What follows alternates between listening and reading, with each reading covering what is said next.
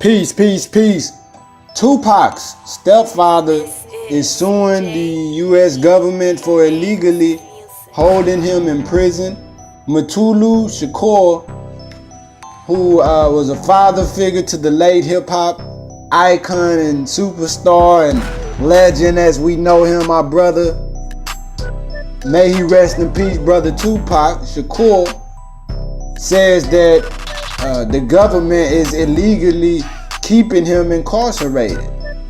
And our brother was formerly a Black Panther Party member, and he's been in the federal penitentiary for over 3 decades. And Tupac's stepfather has reportedly, filed a lawsuit against the government. And he did it earlier this week, and he is claiming that his constitutional First Amendment rights, are being used against him.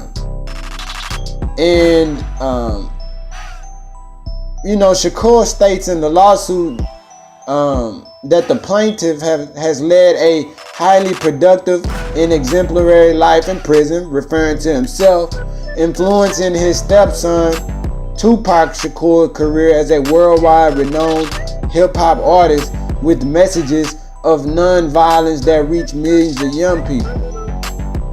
And Tupac's stepfather was reportedly up for parole 2 years ago, but he was denied it because of a positive drug test that he failed almost 30 years prior to the parole hearing.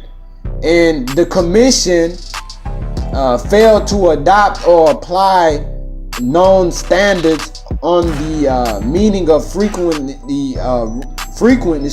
rule violations. And a handful of old telephone rule violations over 30 years do not show Tupac's stepfather frequently violated the prison rules or is likely to offend if released on parole, per the lawsuit.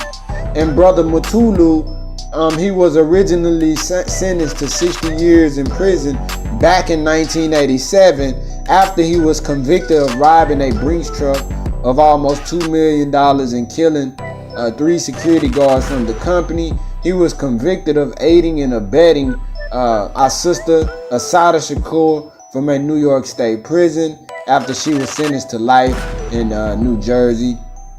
Both Asada and Mutulu, they were both targets of the FBI and CIA's notorious COINTEL program, in which many civil rights organizations will watch, and let me say black organizations will watch and infiltrated by the U.S. government. So, it's like, why don't they uncover the files and charge the people who were involved in that corruption? See, our enemies, man, they something else, brother. They always throw stones and hide hands, and they have their hands dirty the whole time. And then we end up taking the hit for everything, while they are the ones who were the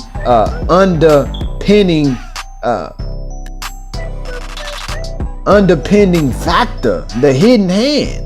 In a lot of our organizations, anytime that they see black people uniting, you can please believe it's FBI agents in the mix. So we have to watch, family,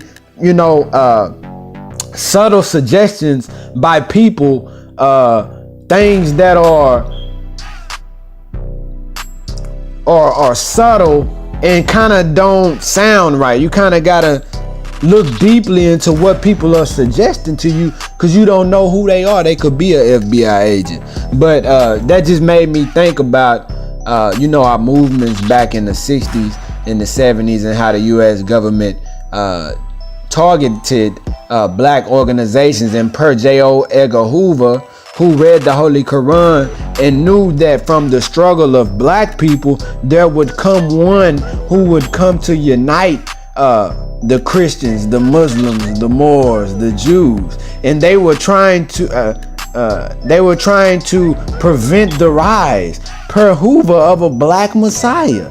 And they knew that it was going to come up out of black people, so they looked thoroughly through each black organization, and they tried to destroy every black organizations with their FBI agents. But as you can see today, it's a man on the scene who is uniting with the Christians, who is uniting with the Moors, who is trying to unite with the Hebrew Israelites, who is trying to unite with our brothers and sisters, and that is the Honorable Minister Louis Farrakhan. And he's a beautiful man that the U.S. government has been trying to destroy, but has been unsuccessful. This your brother Monroe Jr. I'm signing off. Peace.